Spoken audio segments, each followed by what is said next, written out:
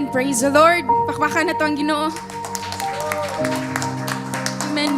Dili gyud pwede nga akong itago-tago ba ang usa ka maayo ang Ginoo sa akong kinabuhi ba. And I want to testify and glorify the Lord for His goodness and faithfulness to me. In Jesus' name. Some of you know, ati and kuya, kabalo gyud dere. 5 months ago, I was diagnosed with kidney stones. Not just one, but tulo. Na siya mga ka-berks dire noon. Na siya mga ka-berks kitulo, gyud siya kabuok. So, kinsa tong mga himarat dire. Kusog mag kanang pugong-pugong sa ihi, hinay-nayi na gyud limit para di mo ma-welcome to the club. So kanang moto siya, kanang ako lang gyud isa-isay no kay grabe ang kanang grasya sa Ginoo ba. Kanang isa sa left, isa sa right, complete package no niya. And then ang isa ka pinakadako is mao'y natagak padung sa akong ureter, which is kanang 10.5 mm, equivalent to isa ka lugas nga bugas. And mo to hinungdan nga na-admit ko that time nga pinaka one of the most painful experience gyud sa akong life nga nakaingon jud ko may pagmanganak kog balik kinsa maka-experience ko ging ato nga pain ba. So mo to pag abot sa result ni ana jud ang doctor nga need siya og surgery kay kanang imagine lang in ana kasakit ang kanang imuhang na feel nga gikan pa sa kidney hantod sa ureter nimo. What unsaon na lang if sa ihi ba moagi, which is mas more gamay siya agianan. So ako sad murag nakalitan ko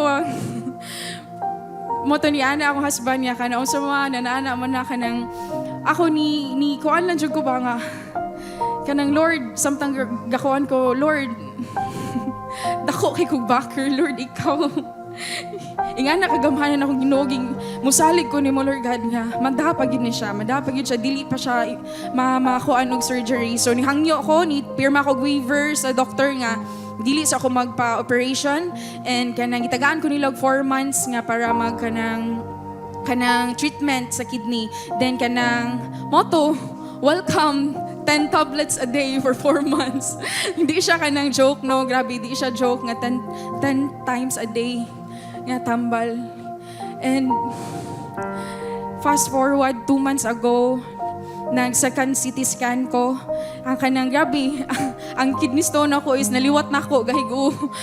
Igo na gyud siya ni kanang ninaog og 9.5 gikan sa 10.5 from first CT scan. So mo ni ang doktor nga kana sige tagaan pa kana mag another 2 months no kay wa pa man nahuman imong 4 months nga treatment. Kanang after ana kanang need na gyud mao na kay basin og may infection, mao nay hinungdan nga magka kidney failure na noon ana ba. So ako is grabe. Moto nga, sige Lord, hindi na ako maginahi this time if unsa imong wheeler God, mao ni siya. Pero Lord, wa gihapon ko mahunong sa pagtuo ug pagsalig nimo Lord God. So moto 4 months after, September last week, ikatulo na sad nga CT scan. Grabe, pagpadung na ako sa kanang hospital, grabe ang kanang, nagsige ko hilak niya, dili gani hilak nga kanang nahadlok.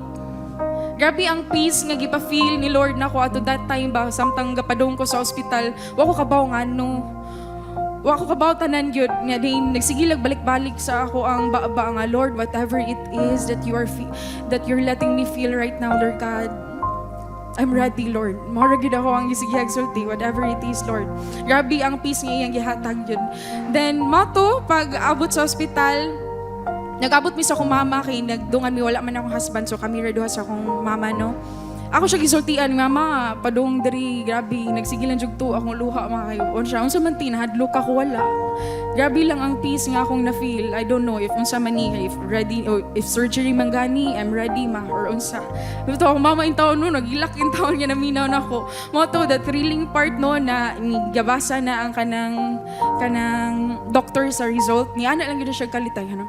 Wa ka manghihi og dugo. Ko wala dok. Siya wala kay any pain nga na feel. Ano din ko wala normal ra gyud dok kana siya nga. Wa ka maglisod og ihi. Ko wala gyud dok. Sige mo to naibong na ko nganong nangutana siya ana. Then ana siya di ko mutuo nga nalanay ni siya sa medicine. Ko dok. Siya naihi ni nimo without any pain. Oh grabe. Nakaingon jud ko kay thank you Lord. Diha siya atubangan nakaana jud ko Lord. Thank Lord God sa akong kagahi ug oh Lord. Grabe. Grabe makaana jud ko nga. Isa nga saksi nga. Sorry, nagkuan ko. Sorry kayo. Kanang grabe lang ang kanang grasya sa Ginoo nga na feel nako right now ba ang iyang faithfulness ba nga. Isa ka dakong saksi. Unsa siya ka magagahom og kamaayo sa tong kinabuhi og musalig og mutuo lang kaniya ba. And grabe.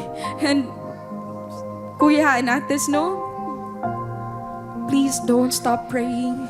Don't stop calling His name. And don't stop believing.